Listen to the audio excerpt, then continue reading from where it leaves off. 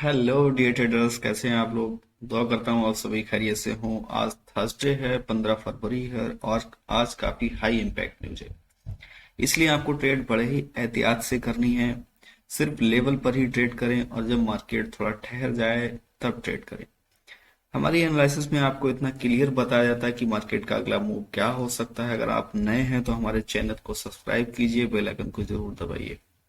देखिए, पिछली पुरानी 13 फरवरी की वीडियो में हमने एक अपनी बनाई थी। ये वाली जो वीडियो है 1980 का, हमने क्वेश्चन मार्क भी लगाया था, कुछ इंडिकेट भी किया था कि मार्केट यहाँ पर जा सकती है और उसी के पास से मार्केट वहीं पर है। चलिए चलते हैं चार्ट की तरफ और जानते हैं कि गोल्ड का आज का मूव क्या हो सकता है। खोल लेते हैं दोस्त D1 का चार्ट, और D1 के चार्ट में देखते हैं कि सबसे पहली चीज आप देखिए कि कल की डेट में मार्केट ने 1984 के पास से रिजेक्शन लिया है, जो कि वीकली रिजेक्शन का एरिया था। और यहाँ पर जो कल की कैंडल है उसने क्लोजिंग उसकी वीक के नीचे ना दे करके उसके ऊपर दिया है।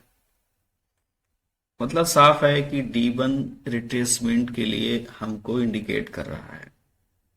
तो आज अगर हम इसके ऊपर फैब अगर यूज करते हैं तो इसका जो रिट्रेसमेंट का D1 का एरिया है वो लगभग 2009-2014 के बीच आता है। तो आज के दिन गोल्ड रिट्रेस कर सकता है, लेकिन हाई इम्पैक्ट न्यूज है। थोड़ा सा ध्यान रखिएगा, ट्रेड तब करिएगा जब खूब अच्छे से आप समझ लें। तो D1 हमको यही बता रहा है कि आज के दिन जो रिट्रेसमेंट का एरिया बनता है उसका वो यहाँ पर इस जगह पर जो 2009 से लेकर के 2012 का एरिया है, यहाँ तक गोल्ड आज रिट्रेस कर सकता है। न्यूज से पहले अगर यहाँ तक रिट्रेस करे तो फिर आप एक सेल अटेम्प्ट कर सकते हैं। और लेवल कौन से हैं, कहाँ से आप बाय सेल कर सकते हैं, आगे हम H1 में डिस्कस करेंगे। चलिए अब चलते हैं हम एक H1 की कहानी जो मैं थोड़ा सा आपको बताना चाह रहा था। अगर देखिए, सबसे पहली चीज तो एक ये है कि H1 ने एक डिसेंडिंग चैनल बनाया हुआ है। लगातार कंटिन्यू H1 इसी एरिया में मूव कर रहा है और कल के दिन इसने इसी एरिया को टच करके और फिर उसके बाद अपसाइड मूव करना शुरू किया है। H1 के हिसाब से मुझे लगता है, जहां तक मैं देख पा रहा हूं, तो मार्केट को अपसाइड मूव करना चाहिए। और वो मूव उसका 15, 13, 12, 14 और ये उसका ऑर्डर ब्लॉक पड़ा हुआ है जो 2030 और 31 का एरिया भी हो सकता है। अच्छा, स्ट्रक्चर मार्केट का ब्रेक है तो इसलिए आप बाय की तरफ ना देखें। जब भी मार्केट अपसाइड मूव करे तो फिर आप एक अच्छा रीजन देख करके एक सेल तलाश कर सकते हैं। तो दोस्तों, ये था H1 के चार्ट का डिसेंडिंग का की कहानी।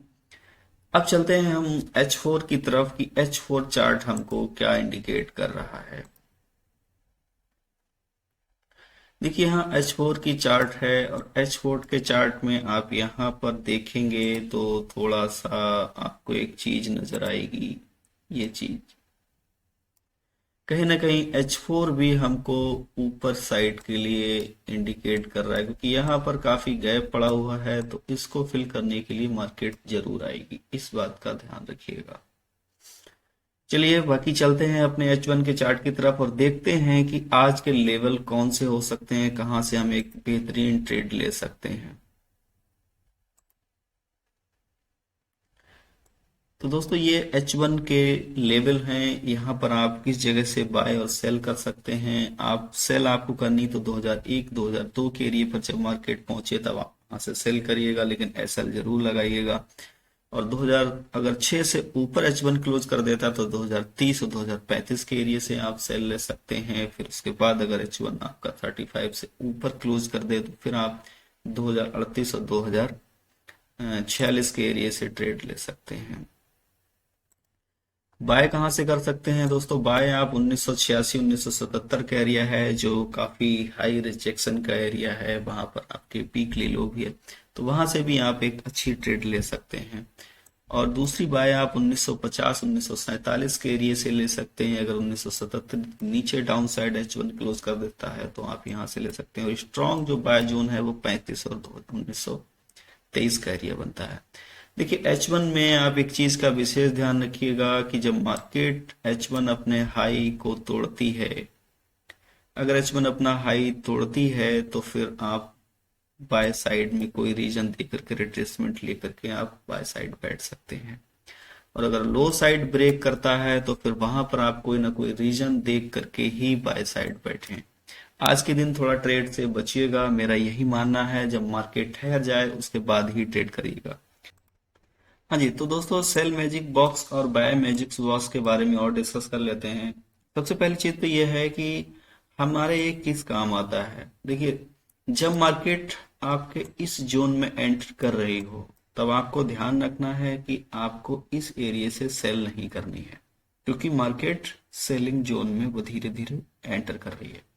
और जब इस एरिया में मार्केट आपके एंटर कर रही हो 1984 1978 के एरिया में, तब आपको एक विशेष तौर से ये ध्यान रखना है कि इस एरिया में फिर आपको सिर्फ और सिर्फ बाय करनी है और सेल नहीं करना है।